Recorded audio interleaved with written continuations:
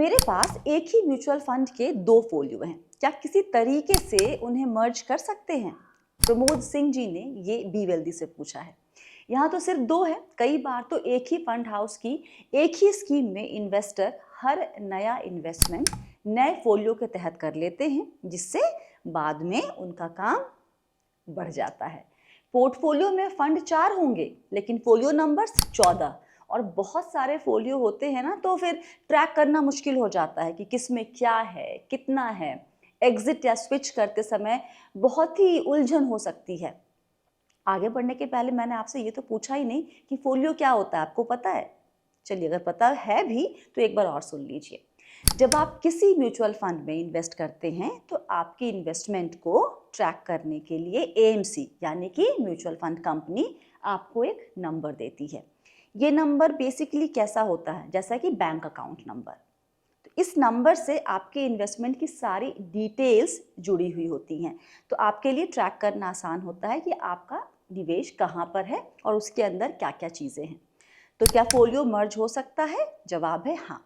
आइए सीखते हैं कि फोलियो को मर्ज कैसे करना है। पहले कुछ बेसिक समझ लीजिए, एंड में आपको हम प्रोसेस बताते हैं। अच्छे से सुन और देख लीजिए ताकि आपको भी याद रहे और आपके उन सभी जान पहचान के लोगों को भी ये वीडियो भेज दीजिए जो म्यूचुअल फंड में क्या करते हैं, इन्वेस्ट करते हैं, राइट? चलिए शुरू करते हैं। मान लीजिए कि आपके पास 5 फोलियो है, A B C D E. आप बी सी डी ई को ए में मर्ज करना चाहते हैं, तो ए बन गया आपका टारगेट फोलियो और बाकी बन गए सोर्स फोलियो। टारगेट फोलियो और सोर्स फोलियो। टारगेट फोलियो में बाकी सारे फोलियोज को जोड़ा जाएगा। एक बार सब फोलियो इसमें मर्ज हो गए तो फ्यूचर में यही एकमात्र आपका एक्टिव फोलियो रहेगा और आगे के सारे इन्वेस्टमेंट इसी फोलियो के जरिए होंगे। यहाँ तक क्लियर हो गया सबको एकदम? से यस, गुड। आगे बढ़ते हैं। फोलियोज को कंसोलिडेट या मर्ज करने के लिए क्या क्या कंडीशन पूरी होनी चाहिए ये बता दें। मर्ज करने के लिए कुछ बेसिक चीजें हर फोलियो में मैच करनी बहुत जरूरी है। सभी होल्डर्स के नाम का सीक्वेंस यानी ऑर्डर सभी फोलियोज में एक जैसा होना चाहिए।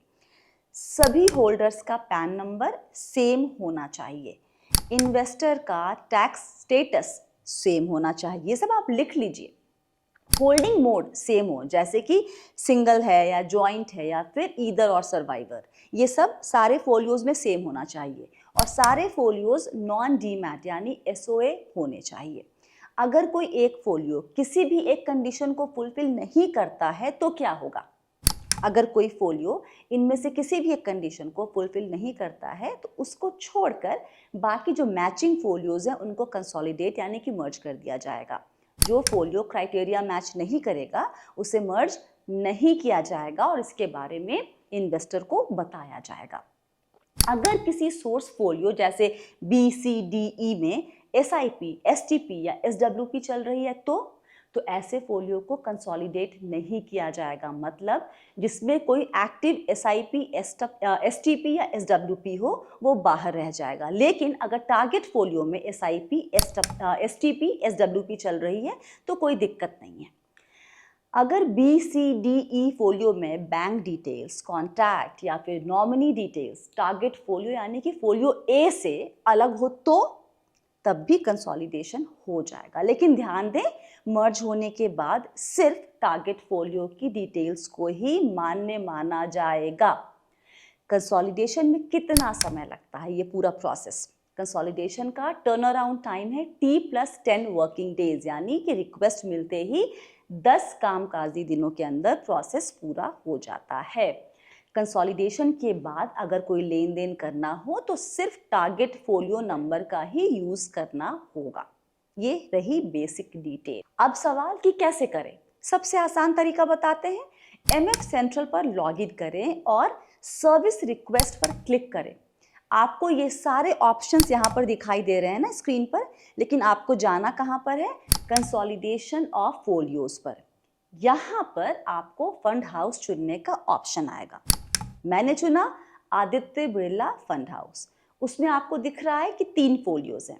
अब मुझसे कहा जा रहा है कि एक टारगेट फोलियो चुनो।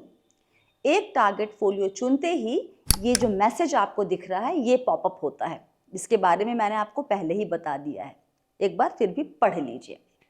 आगे क्या होगा, फिर सोर्स फोलियो सेलेक्ट करना है जिनको आपको टारगेट के अंदर मर्ज करना है, और उसके बाद कंसेंट बॉक्स पर क्लिक करना है और उसके बाद फिर नेक्स्ट पर क्लिक करें, और फिर जो भी नंबर आपने MF सेंट्रल पर रजिस्टर किया है वहाँ पर एक OTP आएगी, वो OTP आपको यहाँ पर डालनी है और फिर सफलता आपके स्क्रीन पर नजर आएगी। सक्सेसफुल हो जाएगा आपका मर्ज करने वाला पूरा प्रोसेस।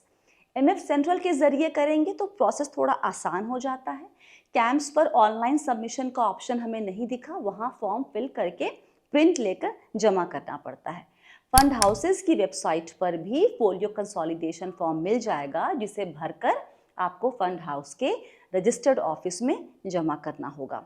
आप बस गूगल पर जाकर फंड हाउस का नाम लिखें और साथ में लिखें MF फोलियो कंसोलिडेशन फॉर्म, और आपको सर्च रिजल्ट में फॉर्म का PDF मिल जाएगा। इसकी शक्ल कैसी होती है देख लीजिए एक बार। चलते चलते कुछ और पॉइंटर्स। फोलियो मर्ज करते वक्त चाहे मोड ऑफ होल्डिंग कुछ भी हो, सभी होल्डर्स के साइन जरूरी हैं। एक बार में आप 10 सोर्स फोलियोस तक कंसोलिडेट या फिर मर्ज कर सकते हैं। तीसरी बात, अगर टारगेट फोलियो में नॉमिनी नहीं है और वो सिंगल होल्डिंग है तो नॉमिनी की डिक्लेरेशन या फिर रजिस्ट्रेशन अनिवार्य है। एक बार कंसोलिडेट हो जाने के बाद फोलियोस को दोबारा अलग नहीं किया जा सकता। हम साथ साथ हैं। कंसोलिडेशन कंप्लीट होने के बाद आपको कंफर्मेशन आपके रजिस्टर्ड कॉन्टैक्ट पर भेजा जाएगा। मैचिंग के लिए बेस रेफरेंस हमेशा टारगेट फोलियो ही रहेगा। एक बात बहुत ज़रूरी कि आप एक ही फंड हाउस के अलग अलग फोलियोस को मर्ज कर सकते हैं, दो अलग अलग फंड हाउस की स्कीम्स के फोलियोस को मर्ज नहीं कर सकते हैं, तो इस ख्याल को अपने दिमाग से निकाल दीजिएगा। वीडियो यहाँ पर ख़त्म हुआ। अब इस बहुत ही अहम इन्वेस्टमेंट से जुड़ी बात को सभी म्यूचुअल फंड इन्वेस्टर तक पहुँचाने की जिम्मेदारी आपकी है।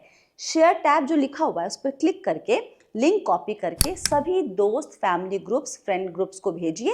इतने लोगों तक शेयर करें कि मेरे दोस्त और रिश्तेदार मुझे ही ये वीडियो फॉरवर्ड करके बोले कि अरे तुम्हारा वीडियो मुझे किसी ने भेजा है।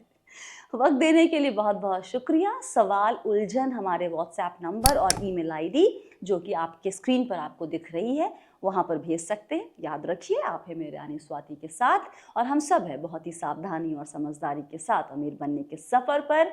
आप सभी को बहुत सारा प्यार और दुलार। Stay blessed, healthy and be wealthy.